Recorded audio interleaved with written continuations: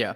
So I got a question for you about, this team with and without DeAndre Williams. Where are they? Like where do you think they are rankings wise with and without DeAndre Williams? Without, let's start with without, and we're gonna go back and forth on this. I would say, I would put them probably top 30, top 25, somewhere in there. I don't see how, even without DeAndre, if say you have to put Nick Jourdain in there, a team of Jordan Brown, Nick Jourdain, David Jones, who's just unbelievably talented, coming over from St. John's, Caleb Mills, who's been around the block 15 times over, who's averaged 13 points a game at multiple spots at good programs, although Florida State, it didn't work out that way.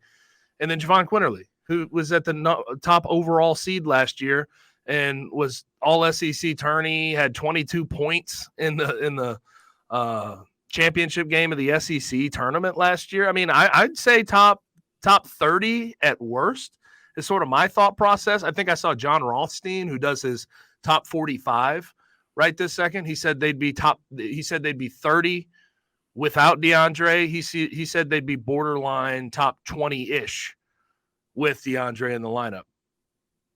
Yeah, I think that's a little bit low as far as with DeAndre, but without, I'm kind of in lockstep with you. I would say they're a top 25 team with without DeAndre. DeAndre. It's a different deal altogether. With DeAndre, I really don't see how they're not a top 10 team. We've been saying this literally for weeks now.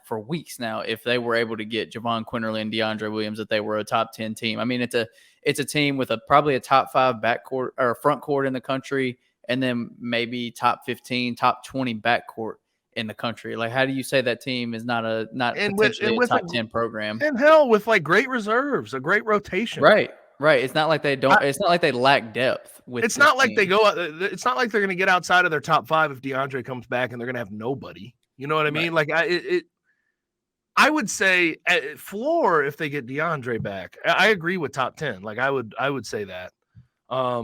And it's a different type of top 10 than we've seen them sort of preseason top 10 with James Wiseman and some of the number 1 recruiting classes they've had out of high school.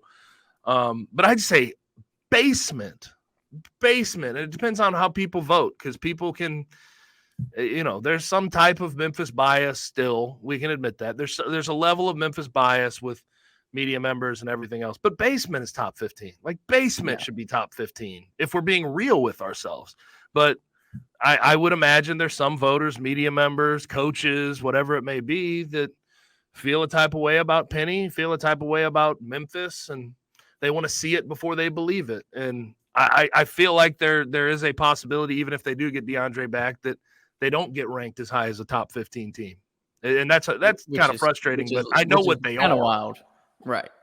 Yeah, it's kind of wild because with that team, like we're saying, it's not just the first 5 that you're rolling out. Like you're 8 to 10 deep of players that can be very productive at the collegiate level, either have the potential to be or have been in the past. So yeah, I think top 15 to me is the absolute floor also with DeAndre because of what he brings